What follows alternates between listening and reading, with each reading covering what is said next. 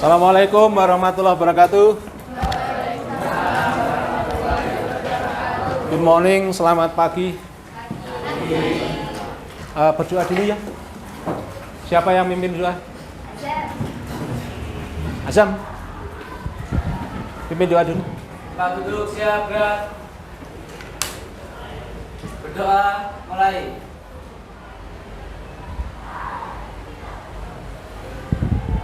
Doa selesai. Beri salam. Selamat pagi dan salam sehat selalu buat kalian semuanya. Bagaimana kabarnya? Baik? Baik. Minummu? Ini minum kamu? Ya, Iya, isinya apa ini? air putih. Air putih, bukan air hitam toh? Bukan. Gimana? Sehat? Ya, Sehat? sehat. Sehat. Hari ini tampak bahagia sekali, ya toh? Senyum terus. Semoga hari ini hari yang indah buat kamu. Ya. Amin. Amin. Alenia sehat? Alenia. Aisyah sehat? Sehat. Bagaimana keluarga? Sehat? Sehat. Panjang umur, banyak rezeki ya. Amin. Semuanya juga gitu, Bapak Ibu di rumah sehat? Sehat. Baik. Sebelum Pak Endras mulai pembelajaran, ini sudah masuk di jam literasi ya? Ya, literasi kita punya waktu ya maksimal 15 menit lah. Seperti yang sudah Pak Endras sampaikan minggu lalu bahwa ada program yang namanya Balsem, yaitu membaca dalam seminggu. Nah, hari Jumat yang lalu Pak Endras sudah memberikan tugas bahwa hari ini kalian mestinya sudah punya sesuatu yang bisa kamu tampilkan di depan kelas. Sudah membaca? Tadi malam siapa yang belum membaca? Siapa yang belum membaca? Ayo jujur. Belum membaca. Terus satu lagi, ada lagi? Belum membaca. Belum. Baik, semoga kalian tidak lupa lagi ya. Setiap pelajaran Pak Endras dan di sekolah ini setiap hari Sabtu Minggu ada program literasi. Ya. Siapapun yang mengajar jam pertama pasti akan memberikan tugas yang sama dengan Pak Endras, yaitu apa? Perwakilan dari satu kelas untuk bisa maju ke depan, menceritakan apa yang sudah kamu baca, apa yang sudah kamu lihat tadi malam. Minggu depan mungkin dengan bu guru lain, minggu depannya lagi mungkin dengan saya. Ya. Ini hari Jumat, berarti besok. Nah, besok kemungkinan siapa besok jam pertama? Bu siapa? Bu Rosma. Ya, pasti ada yang maju juga. Jadi untuk melatih keberanian kalian sebagai seorang murid harus berani. Berani enggak kamu? Enggak berani. Kenapa takut? Maju berani enggak? Enggak berani. Tasya maju berani? Berani. Bara berani maju? Berani. Miska berani salah?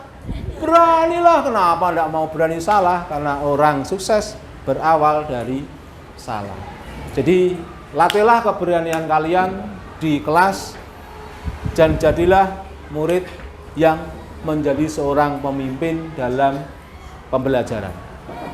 Kalian dicetak untuk menjadi seorang pemimpin.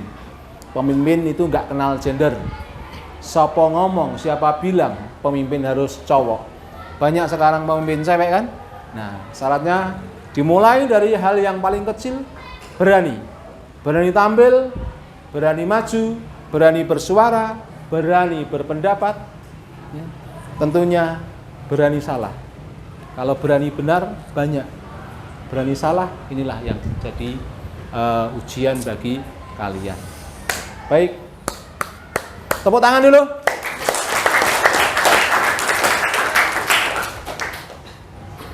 Siapa mau maju? Who wants to be the volunteer? Siapa sukarelawan mau maju? Number 1. Tasya. Oke, silahkan. Silahkan maju Tasya. Ceritakan apa yang sudah kamu baca tadi malam. Mungkin antara 4 sampai 5 minutes ya. Ya. Bisa dipakai? Ya. Tepuk tangan buat Tasya mau bercerita. Sambil minum boleh. Sambil sarapan, kalau tadi belum sempat sarapan silahkan. Tapi dengarkan temanmu. Ya.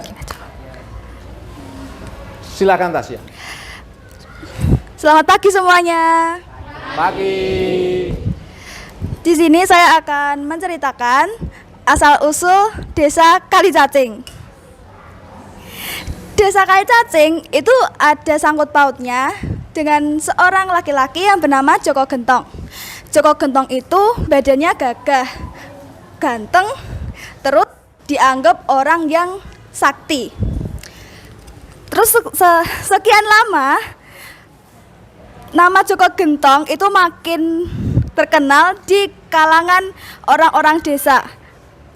Suatu hari ada seorang perempuan yang ingin menjadi istrinya Joko Gentong. Perempuan tersebut adalah putri saudagar yang sangat kaya. Putri yang cantik itu memiliki watak yang sombong.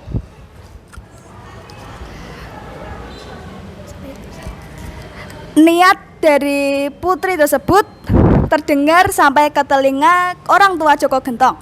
Orang tua Joko Gentong khawatir anak laki-laki satu-satunya menjadi korban putri yang ingin memiliki Joko Gentong. Joko Gentong setiap hari dibujuk oleh orang tuanya untuk menerima putri tersebut karena putri tersebut mengancam akan membunuh Joko Gentong apabila dia tidak menerima putri. Karena Joko Gentong lelah selalu dipaksa, akhirnya Joko Gentong pergi meninggalkan desa.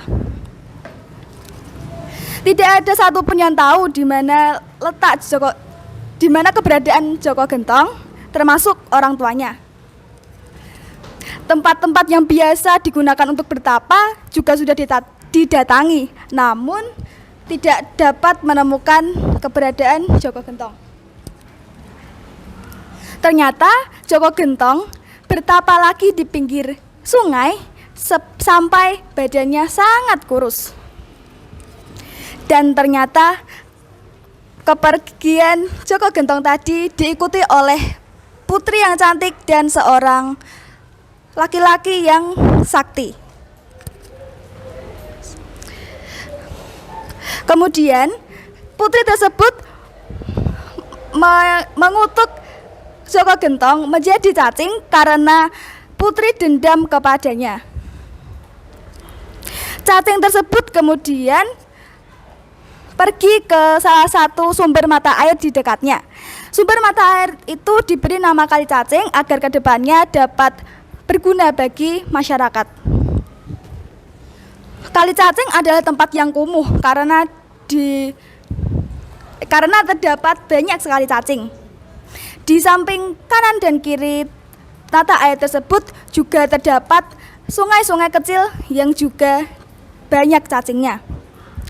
Namun sekarang Kali Cacing bukan lagi tempat yang kotor karena sudah menjadi bagian dari kota Salatiga. Tempat ini malah merupakan salah satu desa yang tertua di Salatiga dan termasuk bagian dari asal-usul terjadinya kota Salatiga. Sekian cerita dari saya, terima kasih. Wassalamualaikum warahmatullahi wabarakatuh.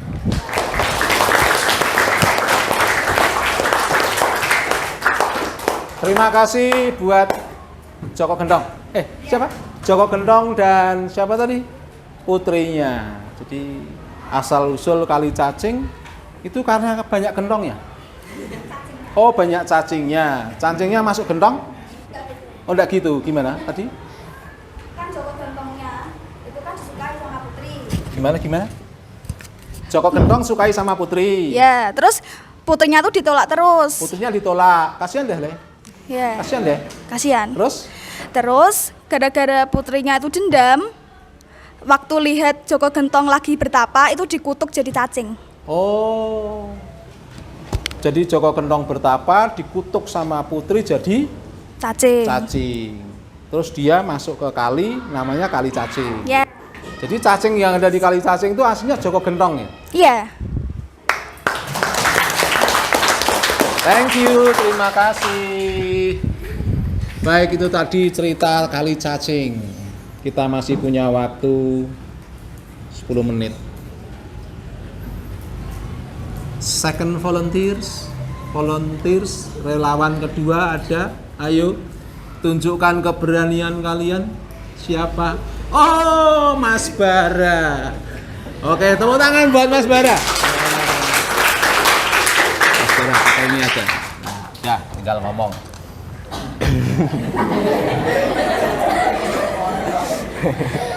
Sebentar Bara, kamu mau cerita apa? Lupa judulnya. Judulnya apa? Anak ayam yang tersesat. Anak ayam yang tersesat. Boleh. Kita dengarkan sama-sama anak ayam yang tersesat dari Mas Gentong. Kok Mas Gentong? Mas Bara. Silakan. Selamat pagi teman-teman. Pagi. Di sini saya ingin menceritakan dongeng tentang anak ayam yang tersesat.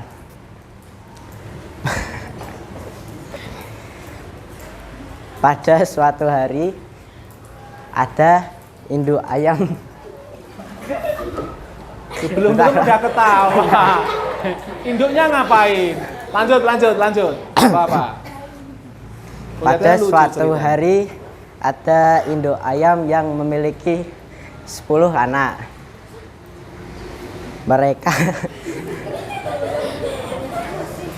Mereka hidup bahagia.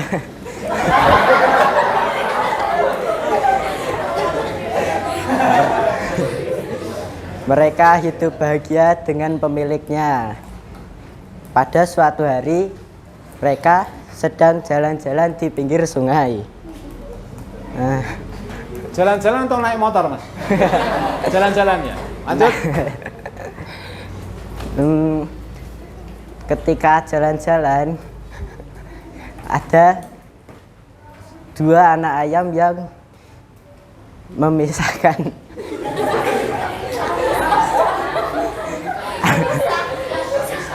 ada 2 anak yang memisahkan diri dari induknya. Enggak. 2 anak ayam itu tersesat di tengah-tengah sungai.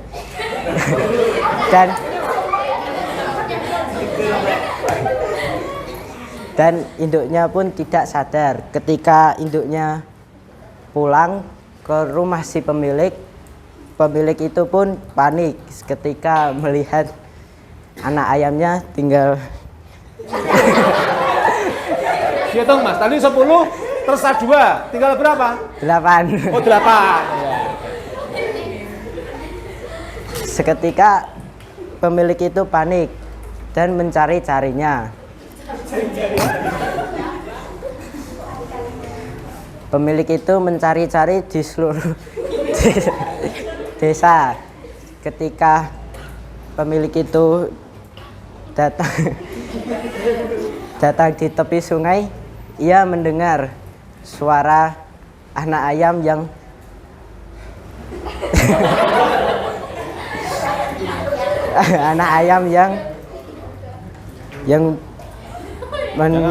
cuit-cuit. Yang cuit-cuit. Yang mencuit-cuit ingin seperti ingin meminta tolong. Pemilik itu pun mencari-carinya di tepi-tepi sungai. Pemilik itu pun panik ketika melihat anak ayam itu ada di tengah-tengah sungai. Pemilik itu pun bergegas untuk mengambilnya.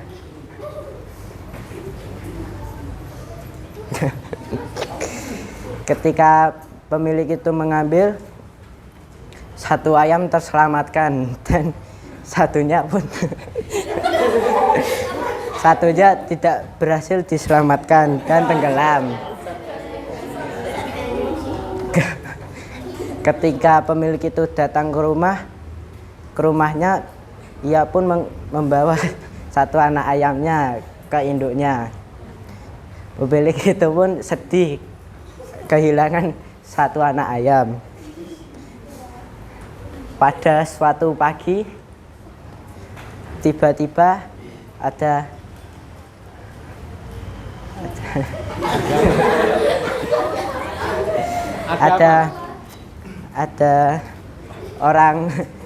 orang asing memegang anak ayam dan pemilik itu pun menghampirinya.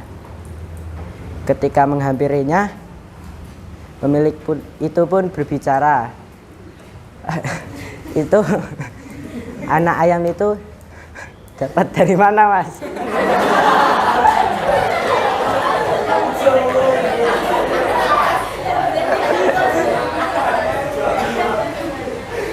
Dan orang itu bilang dia menemukannya di pinggir sungai. Anak ayam itu terbaring lemas. Dan pemilik itu pun bicara, itu adalah anak ayam milik saya. Dan orang itu pun memberikannya. Dan mereka hidup bahagia lagi.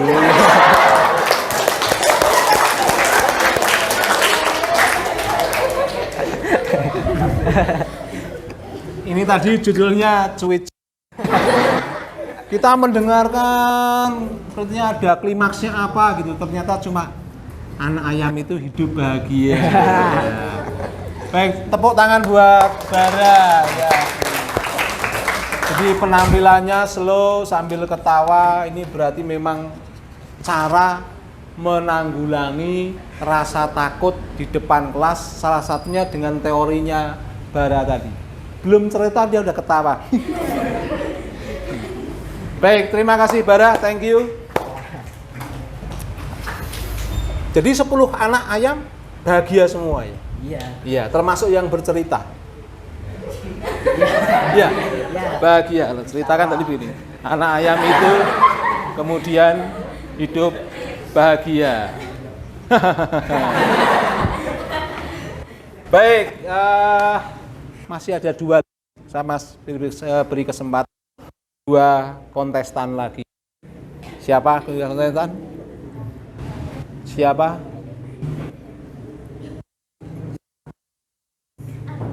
Alicia. Oh, Aisyah. Oke. Tepuk tangan buat Aisyah.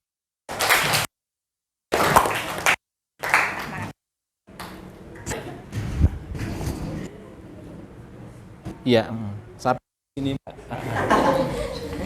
Silakan Aisyah. Assalamualaikum warahmatullahi wabarakatuh. Waalaikumsalam warahmatullahi wabarakatuh. Halo semuanya, jadi kali ini saya akan menyampaikan sebuah novel yang sangat saya sukai. Jadi kemarin hari Minggu, saya itu habis membaca ulang seluruh series novel yang berjudul Bumi. Nah, Bumi ini ditulis oleh penulis yang bernama Terry Lie. Jadi, di series Bumi ini, ada beberapa series yang sudah belasan ya tentunya.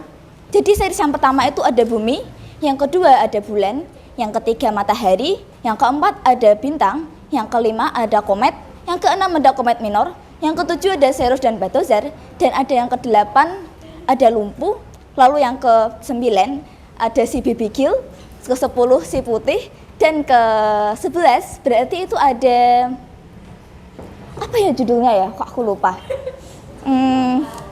Oh itu, lumpuh. Tadi tuh habis lumpuh ada juga apa ya Pak nama bukunya ya, kok aku jadi lupa. Soalnya buku ini tuh udah banyak banget terbitannya, jadi aku lupa. Nah tapi saya akan ceritakan secara garis besarnya aja ya. Nah di Bumi ini, di buku yang berjudul Bumi itu awal perkenalannya. Jadi ada 3 tokoh bersaudara, kok bersaudara sih? Bersahabat, yaitu Raib, Sally, dan Ali. Nah, Raib ini tuh punya kekuatan. Kekuatannya tuh bisa menghilang loh guys. Lalu ada Sally, dia itu bisa mengeluarkan petir dari tangannya. Habis itu ada Ali lagi, dia itu bisa berubah jadi beruang yang suka marah kalau diamuk itu. Keren ya. Jadi awalnya ini Raib dan Sally itu kan temenan. Nah, tapi si Ali itu belum kenal dengan Raib dan Sally. Suatu saat Ali itu tahu kalau Raib ternyata bisa menghilang gitu. Nah, sebenarnya si Ali ini sangat jenius. Dia itu punya banyak teknologi di rumahnya. Maka dari itu, dia itu malah menjadikan Raib sebagai kelinci percobaannya gitulah. Nah, setelah diteliti, ternyata Ali itu semakin tertarik kepada Raib dan Sally. Makanya nih, mereka tuh langsung jadi sahabatan, terus mereka berpetualang ke dunia paralel. Nah, dunia paralel ini ada empat klan yang kita ketahui, yaitu klan bumi, yaitu seperti kita manusia biasa hidup di sini. Terus ada yang kedua, klan bulan dengan teknologi dan kecanggihannya. Nah, ternyata si Raib ini tuh keturunan murni. Jadi dia tuh kan punya kekuatan menghilang. Nah, tapi sebenarnya dia itu adalah putri dari seorang klan bulan. Gitulah. Terus ada Sally. Dia itu malah dari klan matahari. Dia juga bisa mengeluarkan petir, lalu bisa menggerakkan benda dengan tangannya gitu. Tapi tentu aja di dunia paralel ini mereka nggak berpetualang dengan senang-senang, nggak kayak study tour gitulah. Mereka tuh melawan penjahat. Nah, penjahatnya di sini ada Tamus, ada si tanpa mahkota. Si tanpa mahkota ini jahat banget guys. Dia itu pengen menguasai seluruh klan. Maka dari itu misi mereka bertiga adalah untuk mengalahkan si tanpa mahkota. Nah, si tanpa mahkota ini berhasil dikalahkan di buku ke-6-nya, yaitu Komet Minor.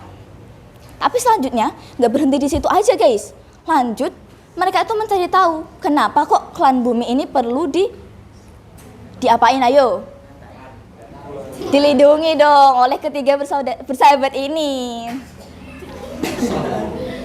Ya jadi masih banyak penjahat di luar klan bumi yang perlu mereka musnahkan atau mereka kalahkan lah ya. Kasihan kalau dimusnahkan.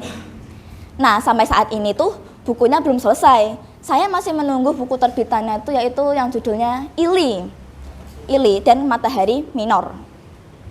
Dan ini belum selesai sih, nggak tahu selesai di kapan. Jadi saya akan terus menunggu terbitan dari si Terelia ini. Sekian cerita dari saya. Terima kasih. Wassalamualaikum warahmatullahi wabarakatuh. Waalaikumsalam warahmatullahi wabarakatuh. Amazing, super sekali. Aisyah. Sebentar dong. Ada apa, Pak?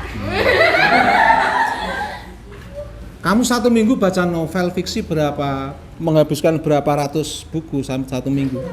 Berapa ratus? Ya ribuan sih bisa. Oh, ribuan. Satu minggu ribuan buku fiksi dihabisin. Jadi satu buku itu kan ada 300 halaman lebih. Iya. Jadi saya bacanya kalau luang, kayak misal sehari saya baca satu buku itu sudah selesai. Wow, tepuk tangan dulu. Wow. Makanya tadi bacanya lancar banget ya. Karena Ya, memang walaupun hobinya membaca fiksi, novel apapun ya. Iya. Oke, bagus. Ya, terima kasih Thank ya, Pak. you. Terakhir siapa terakhir? Ada yang maju? Terakhir. Ingat besok ada lagi loh, siap. Oh ya Mbak Kamis. Siapa? Miska di balik Kamis ya. Mbak Miska, silakan.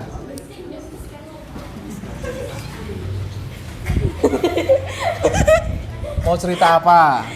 Mau cerita fiksi juga tapi tentang ECDA, nggak tahu lupa judulnya. Silakan. Tepuk tangan buat Miska. Didekatkan ya. Ya. Selamat pagi semua.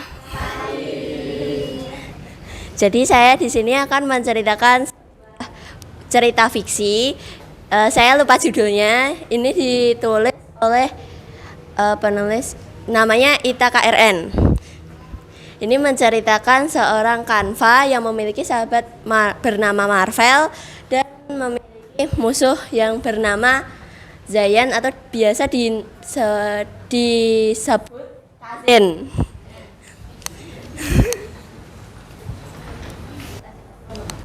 Kanva ini dikenal di sekolahannya satu SMA. Itu anaknya sangat nakal, suka merokok, suka balap liar, tawuran, intinya buat kerusuhan di masyarakat.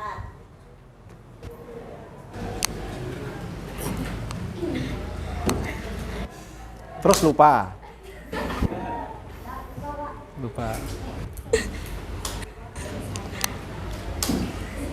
Ya, diingat-ingat dulu.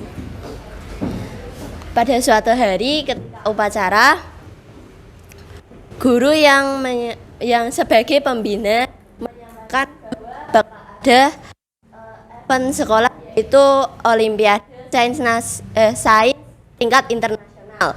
Pada saat itu Kanva sangat tertarik, tapi dia diri karena dia kan terkenal sebagai siswa yang nakal di sekolahnya, apalagi suka masuk BK.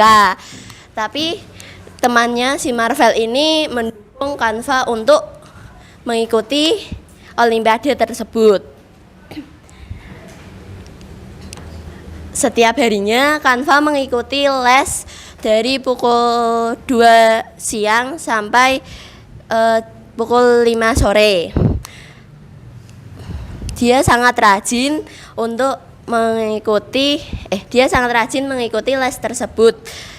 Tapi di tempat lesnya ternyata ada musuhnya yang juga mengikuti Olimpiade Sains tingkat internasional tersebut yang bernama Kazen tadi. Kazen itu tidak suka kalau Kanva juga mengikuti Olimpiade tersebut. Di tengah-tengah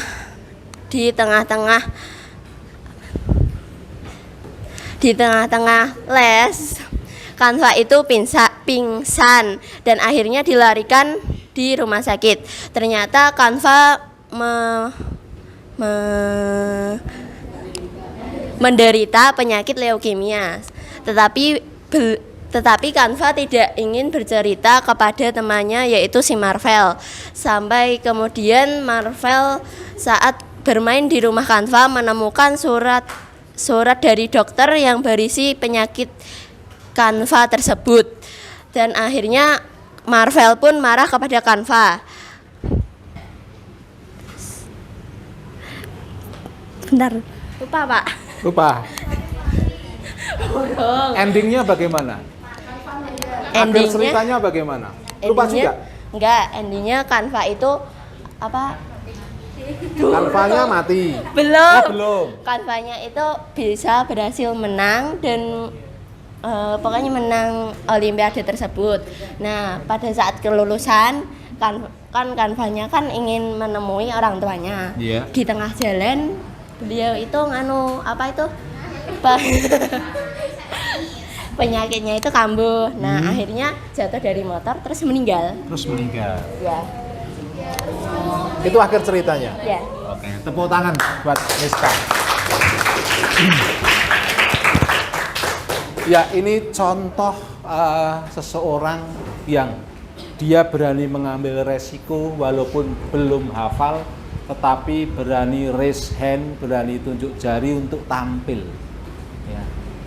Itu contoh yang bagus sekali yang bisa kalian tiru, karena kalau tidak mencoba maka keberanian itu tidak akan pernah muncul. Menguji keberanian seorang siswa itu bisa dimulai dengan cara yang sudah dilakukan oleh Miska. Gak komplit, cerita itu endingnya terpotong, tapi dia pede untuk menyampaikan cerita itu. Ya. Ini modal yang sangat penting buat seorang siswi yang bernama Miska, dan kalian boleh tiru ya, apa yang sudah dilakukan oleh Miska dan juga yang lain. Ya, jadi Pak Indras berharap besok masih ada hari Sabtu sehingga masih ada kesempatan bagi yang belum maju untuk maju. Tentunya dengan bersama dengan guru mapel jam pertama dengan Bu Rosma, betul? Baik. Minggu depan ketemu saya lagi dan on and on, begitu seterusnya. Balsem membaca dalam seminggu, tidak hanya membaca, sampaikan voice kamu, sampaikan choice kamu, pilihan kamu di depan kelas, dan tunjukkan bahwa kalian adalah seorang siswa yang berani untuk berekspresi, untuk menjadi seorang pemimpin dalam pembelajaran.